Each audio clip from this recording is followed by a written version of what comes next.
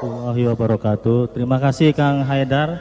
Mungkin pertanyaannya curhat ini Gus. Jadi yang pertama, beliau ini muhibinnya Gus Baha. Jadi langsung kita tayangkan supaya bisa face to face begitu dengan Gus Baha.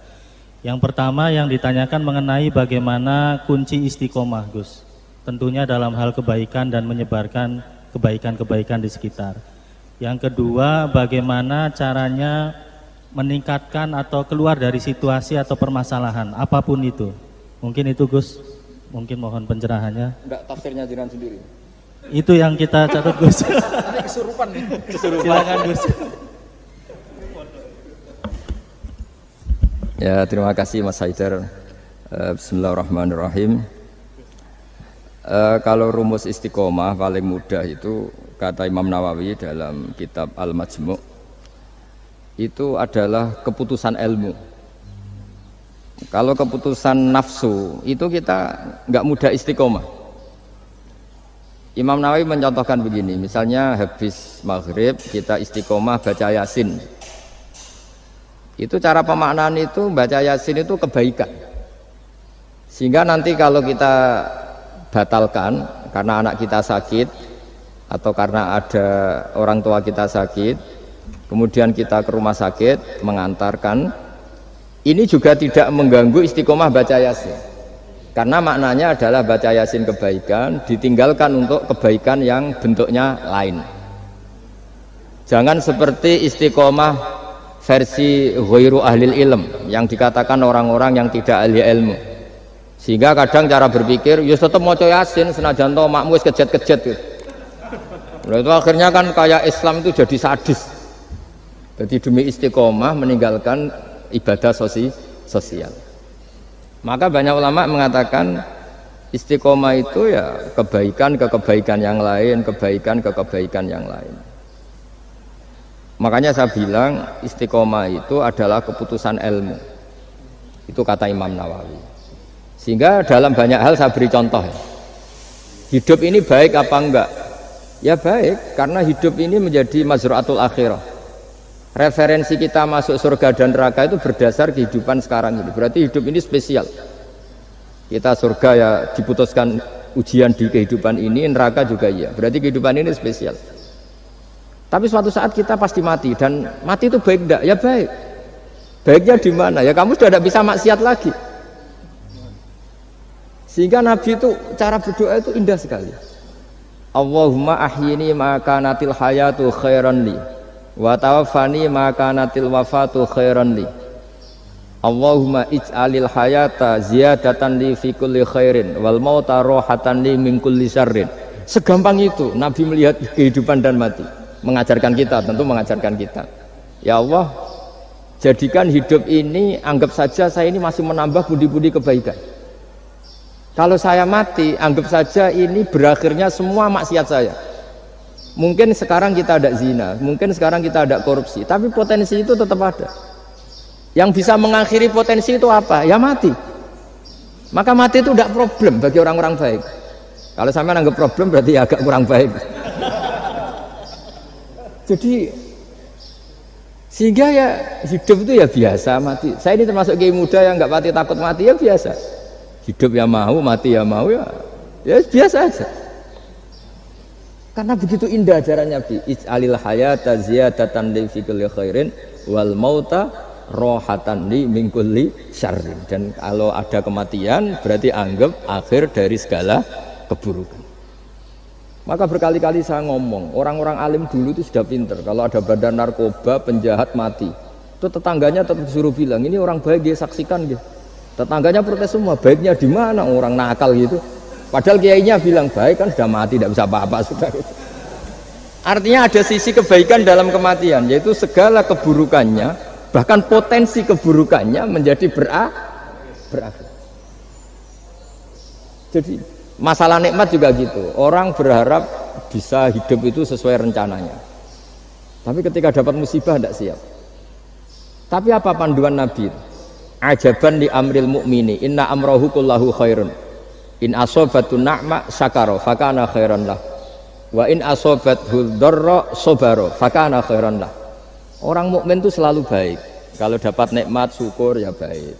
dapat ujian, sabar juga baik. Kenanya baik terus. Makanya saya berkali-kali bilang, hubungan dengan istri itu ya gampang. Saya berkali-kali bilang, kalau pas harmonis ya baik, namanya harmonis ya baik. Pas tukaran juga baik. Ibadahnya tinggal sabar. Dulu banyak orang jadi wali itu karena istrinya cerewet. Jadi termasuk resep jadi wali itu istrinya cerewet. Kalau secara ekonomi saya sering bilang, kalau harmonis malah minta ke mall, kalau sedang tukaran malah enggak, murah tukaran sebetulnya. Artinya orang dulu itu ngelola kehidupan itu gampang sekali. Bodoh juga gitu. Saya pernah ada civitas akademika dari UGM cerita saya. Biasanya kampus-kampus besar kan menghormati orang yang prestasi. Saya bilang ke beberapa profesor, ya cocokkan lah. Kalau dalam pandangan kiai gimana Gus? Ya anak-anak yang nggak pinter itu ya bagus. Barokahnya nggak pinter masuk desa-desa tertinggal, akhirnya menghidupkan di desa tertinggal. Kalau pinter inginnya di Jerman, terus dapat beasiswa, malah kadang-kadang nggak mau pulang. Barokahnya nggak pinter mau di desa-desa terbelakang, akhirnya merata pembangunan di Indonesia. Di dunia kiai juga gitu, kadang yang alim paling jadi ketua MUI atau apalah. Barokahnya nggak alim dia di desa tertinggal, kelasnya pendiri masjid. Artinya kalau dalam pandangan Islam itu semua itu ada hikmahnya. Jadi Allah bikin orang ada yang bodoh itu sudah direncanakan. Barokahnya bodoh itu mau di desa terbelakang. Kalau enggak bodoh enggak mau dia. Ya itu cara Allah untuk menyebarkan kebaikan. Ya ini kan fatwa ala kiai, sama jangan buka. Wah ini berarti bikin itu Gus, berarti orang bodoh ya hebat. Ya memang hebat, Allah sudah merencanakan, tapi ya jangan dimasifkan. Orang bodoh jumlahnya sudah banyak lah, tidak usah ditambah. Tapi ini cerita, terus sama Allah itu sudah punya rencana. Sama lagi Allah itu sudah punya rencana. Jangan sampai kita ini nggak tahu rencana Tuhan. Makanya akhir dari kesimpulan orang-orang itu, orang-orang baik, subhanak Rabbana subhanak Rabbana ma khalaqta hadza batilan subhanaka faqina adzabannar. Semua yang kau ciptakan itu tidak ada yang sia-sia. Saya pernah di Korea, ini pengalaman saya. Itu rata-rata saudara kita yang ke Korea itu kan nyari uang. Ternyata setelah di sana nggak ada masjid, ya udah bikin masjid, kadang nyewa. Itu cara Allah untuk menyebarkan Islam di Korea, kadang ya lewat pekerja itu. Dulu Indonesia sejarah yang terkenal ada Islam ya ada orang ingin kaya terus dagang ke Indonesia, orang Gujarat. Gara-gara dagang ke Indonesia terus kenal orang pribumi karena bawaannya orang Muslim ya mengkampanyekan Islam terus ada Islam. Jadi sederhana. Mbah Mun pernah cerita Harun Ar-Rasyid itu kalau punya tahanan politik itu dibuang. Itu di Irak, Baghdad. Buangnya di mana? Di Fakfak, di Irian Jaya. Makanya di Fakfak itu banyak imigran turunan apa? Arab.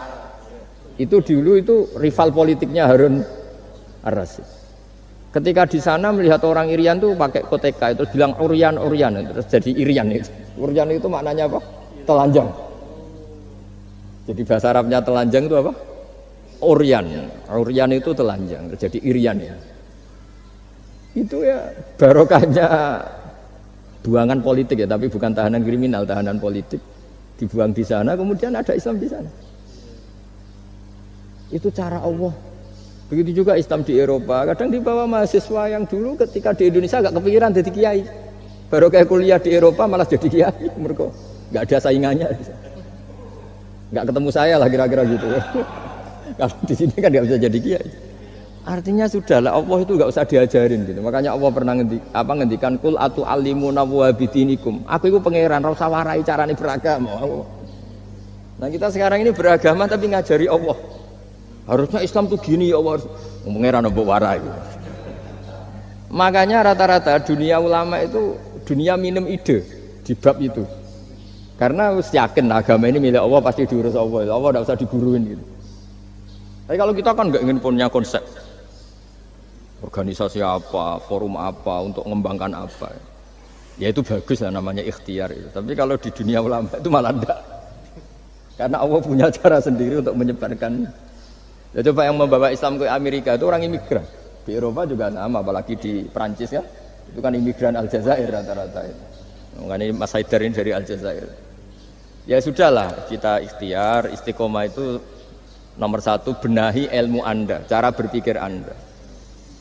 Ya ketika kita harmonis ya istiqomahnya syukur. Kalau tukaran ya istiqomahnya sabar. Kalau punya teman sebaik ini ya istiqomahnya mitra kebaikan. Kalau sedang benci ya bagus lah, barokahnya itu udah utang, nggak ngel-ngel, sudah digenteng saja hidup itu. Masyhur itu dawuh Imam Syafi'i. Man ahsana ilaika faqad qayyadaka. Wa man asaa ilaika faqad atlaqaka. Orang yang berbuat baik kepada kamu sebetulnya itu mengunci kamu, mengikat kamu. Kamu loh ini kalau Pak Aryo terlalu baik sama saya, yang susah juga saya. Kalau nanti anaknya kawin, resepsi gak diundang saya gak enak. Tapi kalau dia agak-agak jahat sama saya, gak tekos, peduli, ini kan pantas. Jarno. Jadi saya kalau ada orang terlalu baik sama saya sudah mulai mikir ini ya ribet kan. Makanya saya termasuk kiai yang ada orang baik ya biasa aja karena tak anggap ini ke depan kurang baik. Tapi ya saya seneng ya, namanya ukhuwah Islamiyah seneng. Tapi tidak seneng-seneng banget kayak orang yang nggak punya perhitungan. Waman asa ilaika faqad atlaqaka. Orang yang berbuat buruk kepada kamu sebetulnya dia membebaskan kamu. Nggak mungkin kan orang yang sedang ngeneng kamu terus utang kamu, nggak mungkin kan pinjam mobil, mungkin nggak? Apalagi titip, tolong dong saya dikasih pekerjaan di BUMN, nggak mungkin. Yang minta-minta gitu pasti yang baik sama kamu. Jadi ilmu taqiyah itu sampai segitunya tuh. Makanya kita harus syukur khazanah yang diajarkan guru-guru kita ini luar biasa.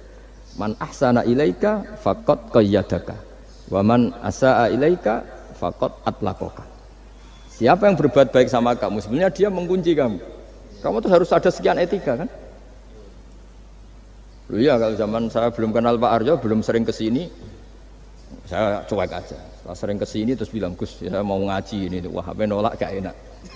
Cara pertama kesini langsung gitu, wah enggak lah kamu siapa kenal aja enggak. Ini agak-agak bener kenal, aduh ribet tuh. Tapi saya maafkan. Nah ini cerita mazhabnya Imam Syafi'i. Makanya hubungan suami istri kalau sedang harmonis malah saling curiga. Ada apa ini kok baik? Saking susahnya nyari baik ikhlas itu sehingga kalau Bupati juga gitu, ada orang kok terlalu baik, mesti mikir ada apa ini. Artinya gini, kalau kita dengan ilmu itu ngadepi sesuatu enteng saja.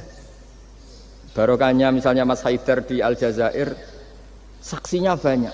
Kalau kita tidak pernah ke sana kan saksi sujud kita hanya Indonesia. Nanti kalau Mas Haidar ketemu Allah kan keren.